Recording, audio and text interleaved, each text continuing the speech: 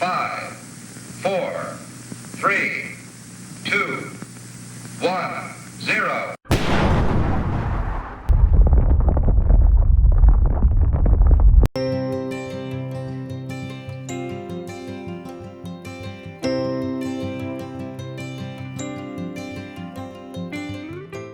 Okay, welcome to this week's episode of Luv Subbin. And how was that for a prequel? That was pretty exciting, right? Yeah, so this video started off as a look at a bunch of different unique Airstream. When we were looking at all the Airstreams, we found one that we could actually do a deep dive on, I think, because this one had a lot of history to it. Yes, so if you've got one of the Wanderlust books or the books on Airstream, like you can see back here on our shelf here, you'll often see a picture of an Airstream. It'll have like a little civil defense sticker on it, and it'll say Airstream participated in the nuclear bomb tests back in the 50s. And that's basically the information you get.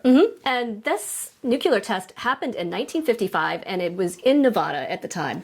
Yes, and because so much stuff is on the internet these days, you can get a whole bunch more information. So we've decided with this video, we are going to deep dive on that particular test of nuclear RVs during an explosion. Yes, so they actually gathered together a bunch of trailers and mobile homes in this one area in this experiment, and to test to see how these vehicles reacted to a nuclear explosion. And if you look here in this particular test report, you'll see that it was really interesting the reason why they wanted to test RVs.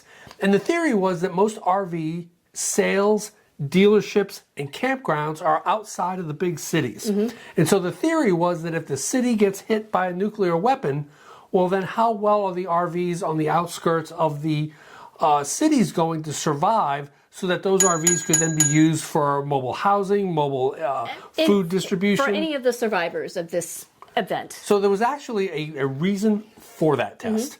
And so like Cindy said, the test took place in 1955. It was called Operation Teapot. And Teapot had 14 different detonations. The one that we're going to be talking about today is the detonation called Apple II, which took place on May 5th, 1955. And not only did they have trailers and mobile homes, they had cars, they had houses, they had mannequins and electrical structures and propane gas, and they were testing all of these utilities and structures to see how they survived. Yeah, this was that, you may have heard it, in the past, in press or whatever, the Doomsday City, that they built these different structures of different strengths. So our project was number 36.1. That was the RV, but 36.2 was all kinds of emergency vehicles because they wanted to see how fire trucks and stuff like that. If you want to see the full report, we'll link everything in the video's description. Yeah. But yeah. So Project Teapot, Apple II, consisted of a 500-foot airburst of a 29 kiloton atomic bomb. And for references, Hiroshima was about 15 kilotons and Nagasaki was about 29 kilotons. So it was about double what was Hiroshima and about the same size as Nagasaki. Yeah. And this is also one of those, as a quick aside here, one of those tests that's gotten a lot of flack from the Department of Defense and other places, because you can see with this Defense Threat Reduction Agency fact sheet, they actually had troops stationed in buttoned up M48 tanks from the 4th Armored Division, and they were stationed within 1 to 3 miles of the blast in the buttoned up tanks. Wow. And then their purpose was to drive to the ground zero to see if they could actually somehow secure and take control of an area that had been bombed by a nuclear bomb. And they were moving to ground zero within 9 minutes after the explosion. Wow. Okay. And so a lot of these folks were subjected to a bit of radiation, I'm sure. Yeah, a lot of radiation. So you may have heard about those in the past. This operation was a part of that. But we want you to stay tuned to the end of this video before we get into the RV part, because Luv Subbin is going to give you the top 7 tips for surviving an RV in a nuclear disaster. So we'll give you those tips at the end of this video, so Yep. make sure you stay tuned. That might be interesting. All right, so let's go ahead and take a look at how things were set up. So they ended up with how many trailers, see? They used 15 trailers, and Okay. these trailers were all donated by Mobile Homes Manufacturers Association, the Mobile Home Dealers Association, and the Trailer Coach Association to the amount of $75,000. These were donated to this test. And how much is that worth today? That was worth over $877,000. Yep. And they had one Airstream, one Spartan, and A bunch of other a bunch of different other types. ones. And the other one we're going to talk about is the Peerless. But what's so interesting is the Airstream is the only brand that has survived since 1955. And just a quickie, by the way, Cindy talks about mobile homes. And throughout this report, you'll hear him refer to mobile homes. In our research, we found out that the first use of the term RV or recreational vehicle didn't occur until 1967. Okay. So in one of the magazines, I forget the name of Were it. they distinguishing it from a mobile home as far as a recreational vehicle that actually Yeah, traveled? I think back then they started producing a lot more of the mobile homes. Okay. So they needed a distinguisher for the ones on wheels that could travel. So it wasn't until 1967 that the term RV got used. Okay, so as we look here at how the trailers were laid out, it was pretty cool actually. As they laid the trailers out at two distances, 15,000 feet and 10,500 feet. They lined them up as you can see in this particular illustration here. So the 15,000, that's about 2.8 miles, say 3 miles or so. And the 10,500 is about 2 miles, 1.99 miles to be exact. So ground zero would be at the bottom of this sheet. So that's where the blast would take off. So And then the actual impact just swept through the lines Yeah. of the trailers. yeah, and you know, one of the things that you've seen those pictures of the houses being destroyed, and you saw the prequel of the that was the Peerless Yep. trailer that we'll talk about here in a second. But you can see trailers number 5 and 7 actually ended up flipping, which was interesting in that they were kind of centralized in the blast there. And the Peerless was actually number 5 that you saw in that Yeah, but initial video. you're gonna talk about why maybe that one flipped the way it did. Yep. So let's go ahead and take a look at what happened to the Peerless. Okay, so you can see the Peerless here. We've got the results pulled up. It was at the 10,500 foot line. And it was broadside to the blast, Yeah. as opposed to some of the other trailers that were more angled. Yep, it was 35 feet overall. So in one bedroom, And the 35 weight feet. was 17,200. Yep. So, and this one had tandem axles. So they talk about the plywood covered floor, the sidewalls, what they were made out of. And the layouts back then, it seemed very traditional to put a living room in the front of the trailer and actually the bedroom in the back. Yep. So there were a total of 13 windows. They were all open. I don't know why. Yeah, why would you keep your Why window they would open the windows during a nuclear blast, but you'll see that I think throughout a lot of Yeah. them. Whether that was to help with the pressure equalization as Perhaps. it hit or something, but or the fact that there was no air conditioner. And Yeah. so let's see the test results. Go ahead, see what are the test Okay, results. so this was the one that did actually flip. Yep. And of course, when it flipped, the side was bashed in, the seams were ruptured, and interior, the damage was actually caused by most of it was by the fact that it actually flipped over at the point there. For those of you with RVs, if you can imagine your RV flipping over, Yeah, things things get a little cabinetry crazy. fell off the wall, things broke, and every single one of these trailers pretty much had their windows broken. Yep.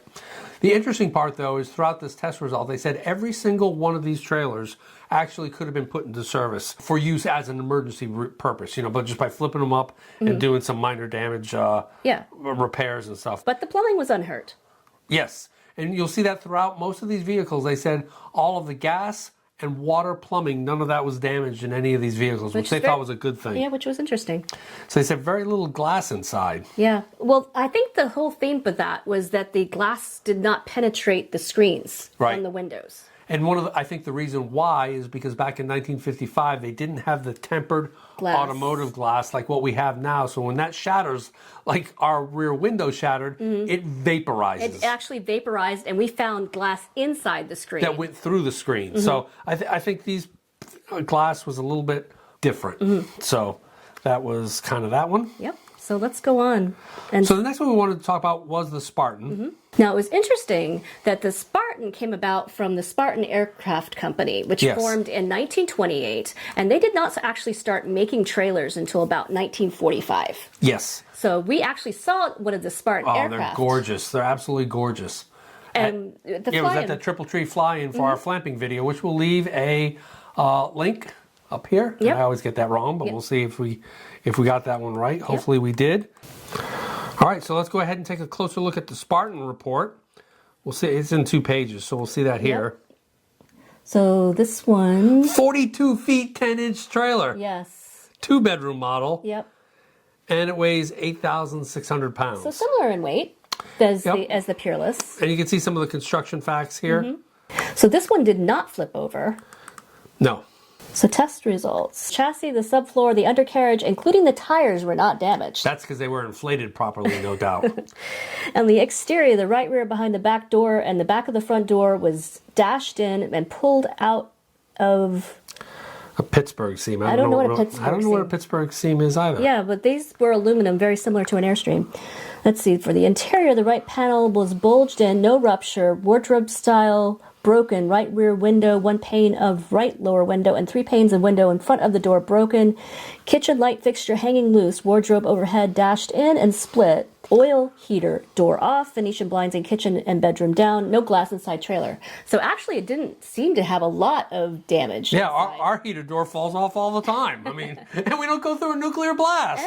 And our wardrobe has fallen onto our bed at points in time. So maybe we'll stop saying, you know what, towing your trailer is like going through an 7.0 earthquake. Maybe we just need to say towing your trailer is like going through a Surviving a nuclear blast, yeah, perhaps. 29 kiloton blast or something. So All right. all right. That one seemed to do fairly well. Yes, it did. So let's move on to the Airstream. And we'll look at some pictures of that one too. All right. So All right. So before we get into what this damage was and stuff like this Airstream was a 22-foot single axle I think it was a 54 or 55 Safari version. So, and its weight was 2,700 pounds. I don't think and that's pretty lightweight. it's really lightweight. I mean, and ours is the same length, 22 feet. And I think the price there was, it's a 22-foot Airstream. $3,145 is the price. Okay. So you can kind of see the specifications there. Hitch weight was 450, which is exactly what my hitch weight is right now. Okay. You can see the interior layout. That was the way Airstream kind of did it. Nothing really interesting there. They did have the Zolatone interior finish. We'll see that mentioned here, which is really cool. But yeah, okay. So let's go ahead and get back to the results of the Airstream test. All right. All right, and you say we've got some pictures of the damage here, Yeah, right? we do have some Here's pictures. some actual pictures of the damage that we can look at. Okay, so there were 7 windows of various sizes, and they left them open. And the damage results were the chassis, subfloor, and undercarriage, including tires not damaged. So very similar to the Spartan. Yeah, their frame didn't crack when hit by a nuclear weapon, and ours does without a nuclear weapon. So the exterior, there was only a small dent over the back window and no ruptures. So a little bit better than the Spartan. Yep. So with the interior, and it sounds like there was nothing with the interior sidewall cabinets. There was a small bulge in the rear, but no ruptures. Okay, so the washroom bulkheads were broken from the sidewall. Drapes and rods off of some of the windows, roof ventilators broken, so maybe the fantastic fans. No glass inside, plumbing unhurt, no damage to the table, refrigerator, stove, or heater. Yep. So it sounds like all the appliances were usable, and Yeah, except the toilet, because there was no toilet in this thing. Look at this one right here. No toilet in bathroom. okay. But it seemed to have survived a lot better than most. Yeah. Sounds like all the appliances were usable, Yep. and the cabinetry survived Yep. for the most part. And it was looking like the Spartan was actually right next to the Airstream, so you can kind of compare the two and how they did, and kind of moving on. So yeah, there's some other trailers that one of the little guys here flipped on its side as well. Okay. And that was number 7, which was a Singer trailer. Okay. So really, the ones that flipped were all the ones in the forward one. A lot of them that were facing the blast, like Face straight on. not broadside, but like pointing towards the blast, got moved. So they obviously didn't have wheel chocks because some of the trailer jacks had been bent as they got pushed They got backwards pushed like backwards. that. Well, that So, should be expected. yeah, I would think so. So overall, what do you think? How do you think of the damage that these things sustained? I'm actually amazed that there was not more damage because, I would think that a blast of that sort, if you see some of the houses that were damaged by this blast, I don't know if these houses were more in towards the blast or not. I don't know where the distance factored in. Yep. But some of these houses just were absolutely obliterated. So, you know, if these were on the outer distance, perhaps that's what helped them to survive, as opposed to some of these houses that just got turned into matchsticks. Yep. But I'm actually amazed that there was not more damage in these units. So I know what you're thinking. You're thinking, could the Luv Sub survive a nuclear attack in Vermont, right? Yep. So, of course, we're going to go to our program here that we have called Nuke Map, which allows us to simulate nuclear detonations to see how well we would survive, how many fatalities. So what would the target be? So we're going to go ahead and program in the four corners of Bennington here. We're going to put in... So why would they target four corners of Bennington? I would think that the target would be New York City or Boston. Well, they've got a lot of nukes. They got a lot of extra ones. So once they get the big cities, then they start hitting the little cities like us. Yeah, well, I think we'd be last on the list. Well, that's a good thing of living in Vermont. But yeah, let's go ahead and plug in the parameters. Okay, so we've set on our map for Bennington, Vermont on our nuke map. We're going to choose a warhead of 29 kilotons. We'll have casualties. We'll do a burst height of 500 feet to simulate the test. Let's go ahead and detonate. And we are 3.54 kilometers from center of Bennington, so we would be somewhere right at about the light blast damage radius. You know, glass windows break. So that's very consistent with what you would have seen with the test out at Teapot. Let's go ahead and see what would happen in a modern day, because that was 1955. So instead of that, what would happen if a Chinese Deng 5 came over? So we can choose that particular warhead, Dongfeng 5, and go ahead and do the same thing with the airburst. So let's see what would happen there. And you can see the casualties are a lot higher. And we would be in the fireball radius, so we'd be dead. Oh well.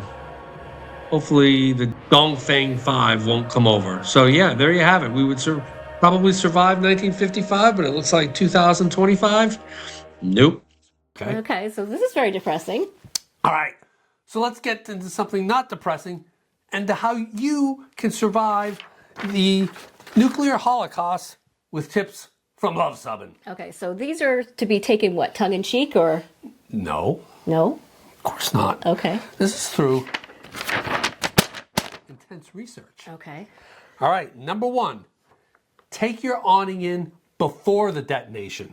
Okay. Okay. That's important. It's very important. And also in this situation, just tilting your awning towards the blast is not effective. You've got to take that in before detonation, because there is nothing worse than trying to get that awning in as the fireball and blast wave is approaching you. Okay, so what if you have an electric awning? Excellent point. You've got to get that electric awning in before the electromagnetic pulse, the EMP, wipes out all your circuit boards basically in the world, but definitely all your Airstream circuit boards would be destroyed. So make sure you get that awning in before the blast, or you're going to be faced with some serious repair bills. And you never know, if that awning is out, maybe that would be more of a thing that might flip you too. Yeah, totally. Excellent point. See, these are not just tongue-in-cheek. These are actual things. Okay, number 2 tip is to make sure your battery is fully charged before detonation. And the reason for this is because afterwards, we're going to have about 3 months of nuclear winter in which the entire sun will be blocked off and you'll have no solar power to recharge your batteries. Okay, so you should have those batteries completely charged so that you can at least last 2 days after the whole explosion. The next tip is if you are booking a campsite during DEFCON 1 or DEFCON 2, and you can see what those levels are, you want to check with your campground host to make sure you can point your trailer towards any military bases, infrastructure, or large population centers. Correct. You don't want to be broadside like that Peerless was. No. You want to be pointed, and it might even be a good idea to make sure you get your wheel chocks. Remember, some of those other trailers will push backwards. Make sure you have your wheel chocks on. Yep. Excellent point. Yep. So number 4, don't worry about bringing in your Starlink. You can just leave your Starlink out there. Any peer-to-peer adversary during a nuclear exchange, the first thing they're going to do is take out the satellites. So there'll be no satellites. Yeah, no internet. Nothing. No. So don't even worry about Starlink. Just leave that out there. Number 5, fill your water tank with water. Right. The fallout is going to make your city water hookup completely contaminated. Radioactive. It's going to be radioactive. You're not going to be able to... But would it be radioactive if it was left in your trailer as well, because No. no? No, because as we learned from our trip to the EBM, Okay. aluminum is a great thing to get away some of these beta particles. Okay. So, yeah, so you're going to be months or years, maybe even like 1,000 years without being able to hook up to city water. So you're going to want to definitely make sure your tank is full. Correct. The sixth tip is to make sure you extinguish, like any good camper should, your solo stoves or campfire. Okay. Because you would not want the blast to tip over your solo stove and maybe start a fire. Yeah, that would be important. That's rude to do that kind of thing. Yeah. And finally, the last thing you should do before a nuclear blast is to make sure your chains are protected. And what's the best way to make sure your chains are protected? With chain socks. We have not yet certified with the Atomic Energy Commission as to whether chain socks are an appropriate use to protect your safety chains during a nuclear explosion. But they would help with those sparks in case there were any sparks if they were to drag along, they wouldn't cause sparks as the chains are doing this number, as the blast wave would help with passes that, through. I think. I think that they're an excellent addition. So you can click on our website, $29.99 plus shipping for your set of chain socks. To survive, hopefully, a nuclear blast. That has not yet been approved by the Atomic Energy Commission. All right, 7 tips. Yes. Well, there you have it, our nuclear Holocaust Airstream video. What do you think? I just think it was amazing that they actually put together this experiment way back in the day. And I would think it was amazing, too, that we can now, in our homes, pull up the test results and not just Wikipedia it, but actually see what they wrote, how they did it, how they set up the trailer. Item by item and trailer by trailer. I thought that was really, really cool. Yep. And plus, just how they didn't even think about, like, oh, let's take these guys in tanks and run them up to ground zero at 9 minutes after the detonation. I mean, just the amount of stuff like that. The only comment I would say is I think they should have put mannequins inside the trailers. Yes. So if you recall, that Doomsday Town, they actually put mannequins and food and puppies. And they put them in different fake spots. Puppies. And they put them in different spots in the house just to see what would happen. Yeah, and they had film, but the camera never captured them like flying through the air or anything like that. So if you like this video, give us a big thumbs up. It really helps our channel. And if you think we're in a subscription, click the subscribe. And comment below if you have any additional tips on how to survive a nuclear explosion in your RV. Because we come out with our Airstream and RV related videos just like this one every Tuesday. Thanks for watching.